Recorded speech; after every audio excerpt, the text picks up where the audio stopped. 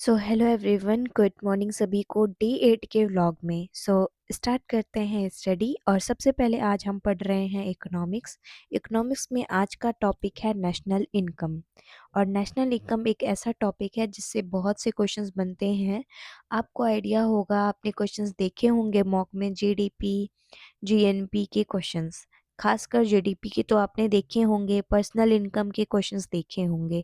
वही वाला चैप्टर है ये। इसमें हमने क्या पढ़ा है उसके मैं टॉपिक बताती हूँ। जैसे कि हमने सबसे पहले पढ़ा सर्कुलर फ्लो ऑफ इनकम।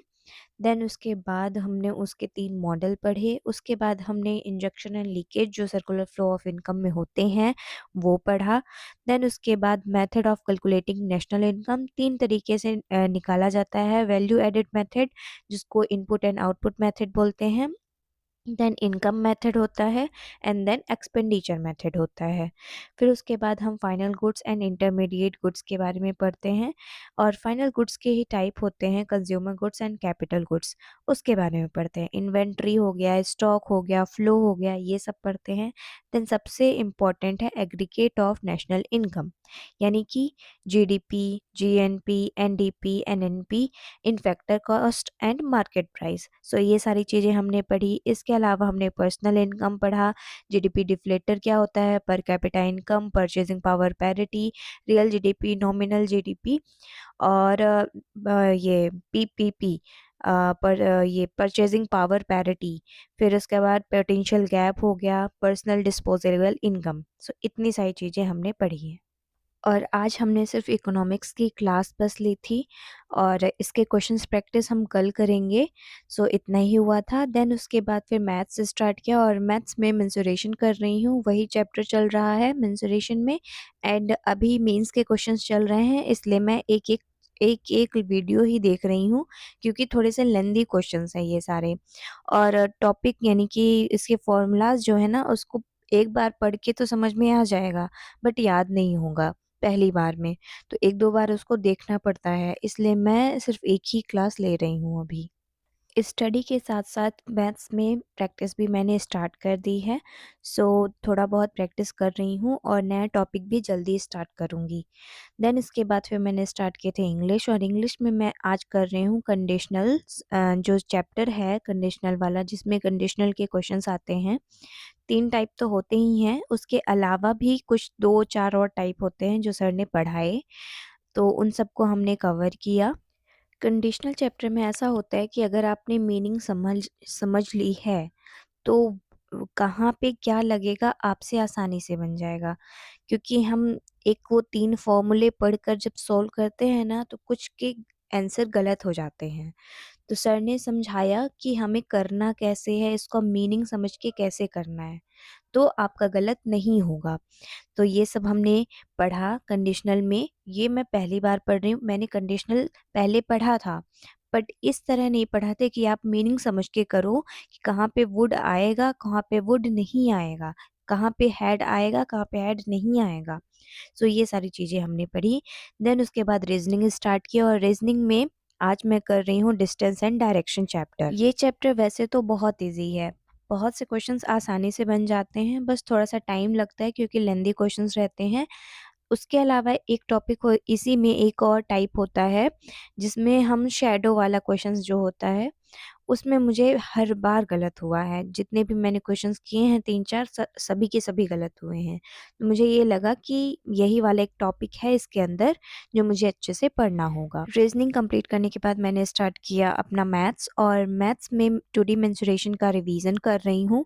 और इसमें मैं सर क्लास ले रहे थे और मैंने सर्कल तक का कंप्लीट रिवीजन कर लिया है। अब आगे है पॉलीगॉन। पॉलीगॉन का रिवीजन अभी बाकी है, उसको मैं बाद में करूँगी।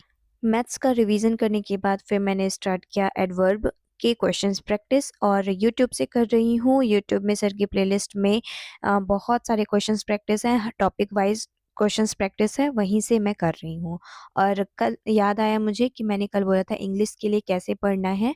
तो इंग्लिश में 3 पोर्शन होते हैं, grammar, vocab and reading comprehension.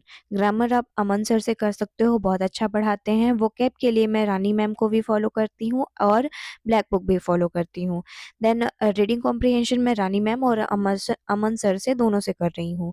सो ये मेरा टीचर हो गए।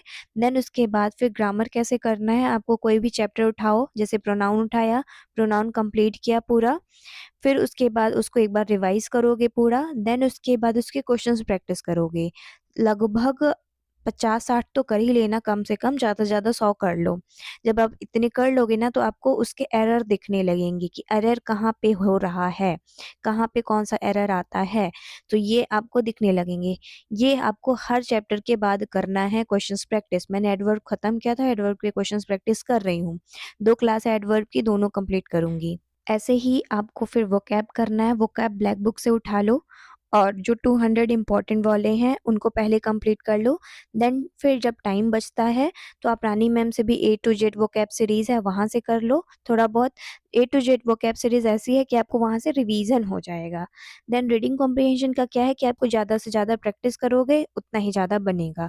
तो रीडिंग कॉम्प्रिहेंशन के लिए भी यही कर सकते हो कि रानी मैम से प्रैक्टिस कर लो, अमन सर से प्रैक्टिस कर लो।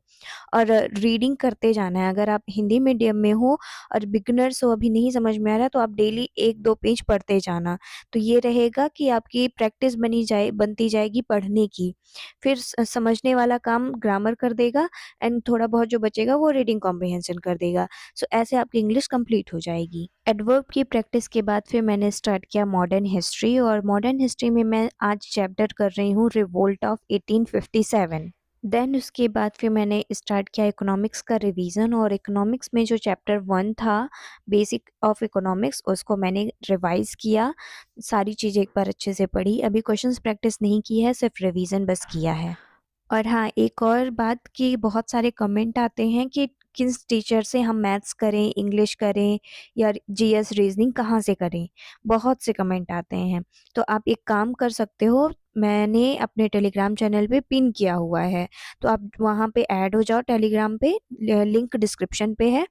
उसमें ऐड होने के बाद आप पिन पे जो है उसको क्लिक करोगे, वहाँ पे बहुत सारे टीचर के अलग-अलग सब्जेक्ट्स के जो टीचर हैं उनका नाम आएगा।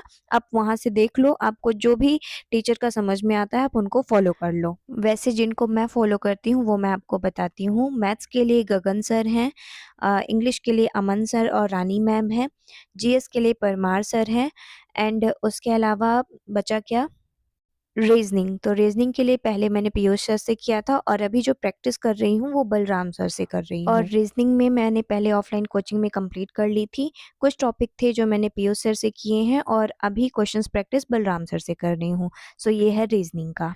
सो इकोनॉमिक्स के रिवीजन के बाद फिर मैंने स्टार्ट किया मैथ्स प्रैक्टिस, और मैथ्स में नंबर सिस्टम से शुरुआत किया है। और आज मैंने नंबर सिस्टम की शीट 1 को, गगन सर की रहती है जो, तो शीट 1 को मैंने कंप्लीट प्रैक्टिस कर ली है। बहुत से बेसिक क्वेश्चंस थे, सो उनको कंप्लीट किया।